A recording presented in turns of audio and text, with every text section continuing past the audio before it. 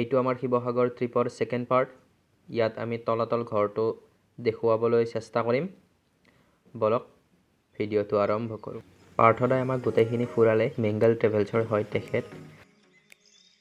আৰ্কলজিয়ে অসমৰ পৰা তাকে বেছি আৰ্ণ কৰে এইটোতে। পাৰ্থদাই ক'লে তলাতল ঘৰত হেনো এজন ভাল গাইড আছে, মানস দা। আমি তেখেতক চাওঁ, তেখেতক পালে ভালে হ'ব। তেখেতে সুন্দৰকৈ তলাতল ঘৰটো বিৱৰণ কৰিব পাৰিব। এখেত হৈছে মানস দা। মানস দা এতিয়া আমাক সম্পূৰ্ণ তলাতল ঘৰটো ঘূৰাব। বলক মানস দাৰ লগত আমি তলাতল ঘৰটোৰ বিৱৰণ জানো। তলাতলতে লগ পাই গ'লো। প্ৰথমে নমস্কাৰ জনাইছোঁ। তলাতল চবৰে ৰাজেশ্বৰ সিংহৰ দিনত বনোৱা হৈছে। 1751 to 69, 17 বছৰ 7 মাহ 21 দিন ৰাজত্ব কৰিছিল আৰু সেই সময়তে তলাতল ঘৰটো নিৰ্মাণ কৰি দিছিল। প্ৰায় 10 বছৰ সময় লাগিছিল তলাতল ঘৰটো নিৰ্মাণ কৰি।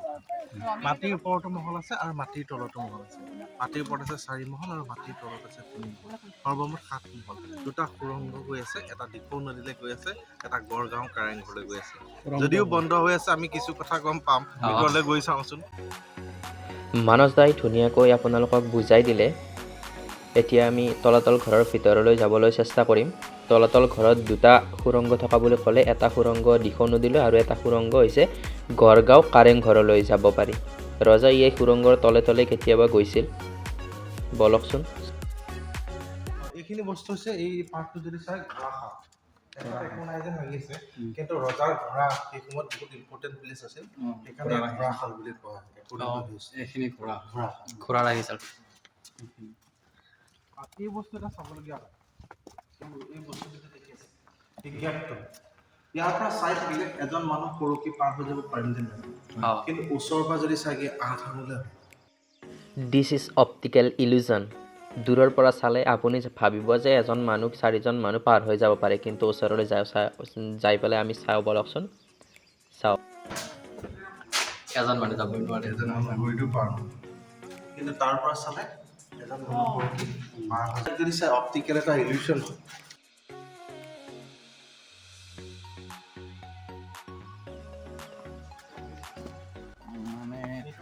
ৰাজভঁৰাল, যিটো গন্ধিয়া পৰা ভঁৰাল বুলি কয়, সেইটো ভঁৰাল। ধন সা সম্পদ আৰু অলংকাৰ থোৱা জেগা, সি লাষ্ট পজিশ্যনৰ ফালে আছে। যাব পাৰিম নেকি? সেইটো বন্ধই হৈ আছে বাৰু।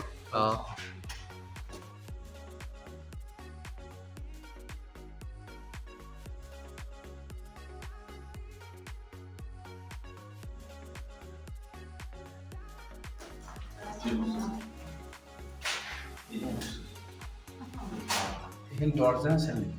দৰ্জা এণ্টি আছিল। এতিয়া বন্ধ কৰি কৰিছোঁ আপোনাৰ ইয়াত 10 মিটাৰমান খান্দাই দিছে। খন্দাৰ পাছত যেনেকুৱা কনষ্ট্ৰাকশ্যন এটা পায়, সেই কনষ্ট্ৰাকশ্যনটো যদি খান্দিব বিচাৰে গোটেই পাৰ্টি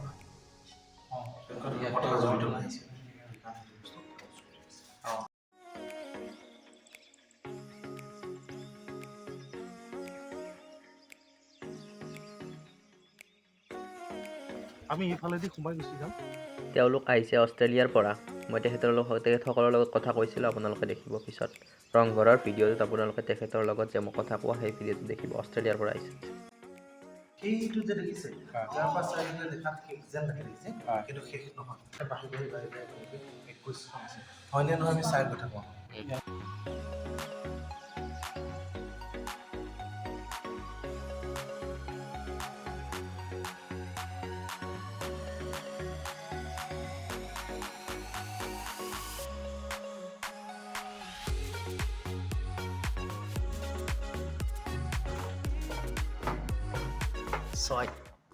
ইয়াত শেষ যেন লাগিছে, কিন্তু নেক্সটখন ঠিক ফালে আছে।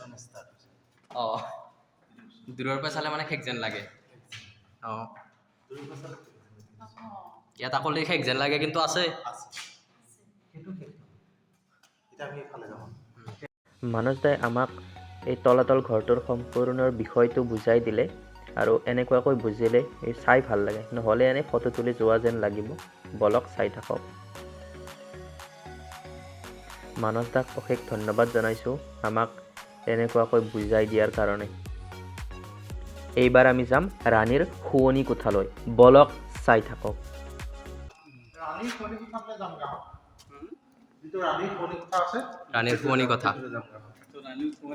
মই ইয়াতে কিখিনি বস্তু দি বনাইছে মাত্ৰ আমাৰ এটা কনফিউজ হয় আমি ভাবো যে মাটিমাহ হাঁহ কণী ঘোঁৰা চাউল শিলিখাৰ গুড়া পানী বেলৰ আঠা শামুক চূণ এইবিলাক দি বনোৱা হৈছে কিন্তু তাতে আৰু এটা কথা সোমাই আছে আমি ভাবিছো কি মাটিমাহ অলপ এনেকে দম কৰি দিয়া হৈছে গুড় অলপ দম কৰি দিয়া হৈছে মেথি অলপ দম কৰি দিয়া হৈছে ঠিক তেনেকে হাঁহ কণী কোমটাত ভাঙি দিয়া হৈছে আৰু বেল তেনেকে আপোনাৰ আঠা দুটা দি দিয়া হৈছে তাৰপৰা সানি দিয়া হৈছে তাৰপিছত এইটো বনাইছে একচুৱেলি তাতকৈ অকণমান বেলেগ মাটিমাহ গেলাই গেলাই থয় মেথি গেলাই তাৰপৰা বৰালি মাছ বৰা চাউল ধূনা যিবিলাক কেঁচা বস্তু গেলোৱা হয় তাৰ পানীটো দিয়া চূণ শামুকটো কৰি চূণটো দিয়া সেই বস্তুকেইটা 1:ৰেচিঅ' কৰা সমান কৰাৰ পাছতহে সেই বস্তুটো আপোনাৰ চুৰকি মিহলোৱা হয় তাত বালি নহয়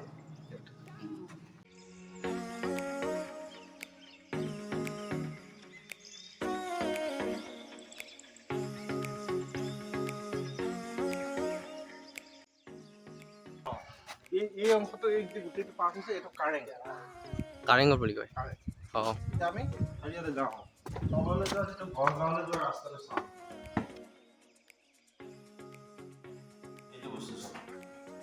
এইটো বস্তু বন্ধ কৰি থোৱা হ'ল তলত খালী আছে এই শব্দটোৰ কাৰণে কয় ইয়াতে মাৰিলে টিপা গড়গাঁও পালেগৈ শিপা এইটো যে আপোনালোকে দেখিছে সুৰংগটো এই সুৰংগটোৰে ৰজাই গৈ ইয়াৰ পৰা গড়গাঁৱত থকা কাৰেং ঘৰলৈ ওলাইছিল সেইকাৰণে কোৱা হয় ইয়াতে মাৰিলে টিপা গড়গাঁও পালেগৈ শিপা আৰু এতিয়া এইটো বন্ধ কৰি ৰখা হৈছে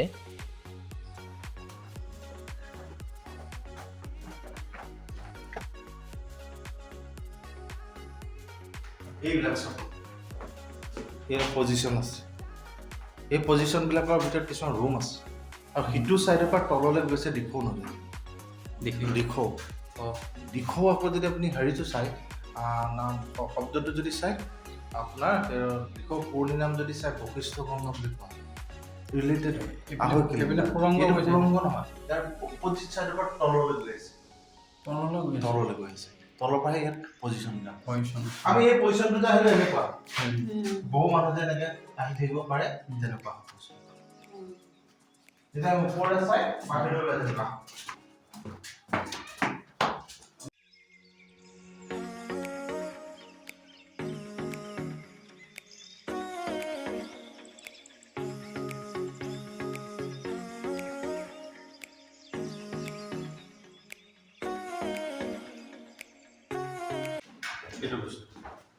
এইটো ৰাণীৰ শুৱনি কথা নেকি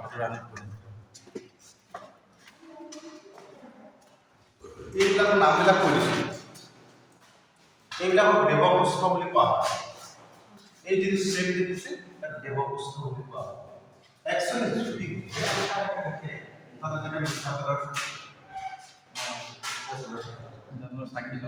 আৰু এই গোটেই কথা আছে পুৰংগনৈনীৰ প্ৰতিষ্ঠা এইটো ৰাণীৰ পুৰংগনৈনীৰ যিগৰাকী ৰাণী আছিল ৰাণীগৰাকীৰ প্ৰতিষ্ঠা আৰু এটা কথা ৰন্ধন যে হৈছিল কীৰ্তিচন্দ্ৰ বৰবৰুৱা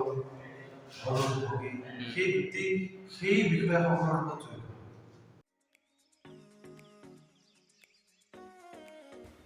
এইটো ওপৰলৈ যোৱা ৰাস্তা এতিয়া বন্ধ হৈ আছে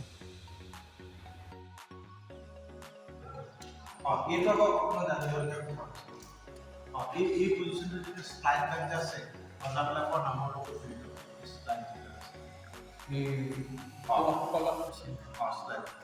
চুকাফাৰ লগত জড়িত চুকাফা সূৰ্য সুবিনফা সুখামফা সুখিয়ানফা ভাগমতী সুজানফা সুখফা সুচেনফা সুবনফা সুকিমফা সুৰুংমু শুক্লেমু গোবৰাজা লৰাজা এই ফলকবিলাক আছে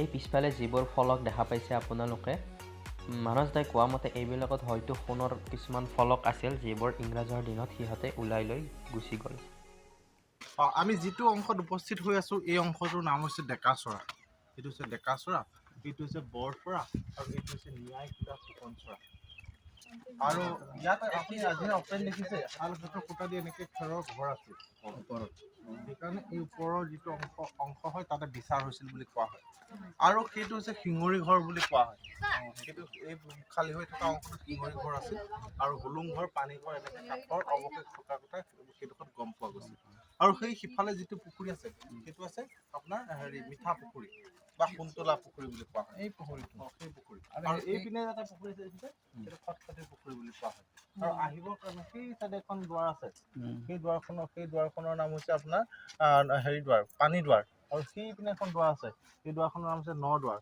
আৰু সেই সিফালে এখন দুৱাৰ আছে যাক কোৱা হয় বৰদুৱাৰ ধন্যবাদ মানস দা এইখিনিতে আমাৰ তলাতল ঘৰ আপোনালোকক দেখুওৱা শেষ হ'ল ডেছক্ৰিপশ্যনত মই মিংগল ট্ৰেভেলছৰ ডিটেইলছখিনি দি দিম আজিলৈ ইমানেই ধন্যবাদ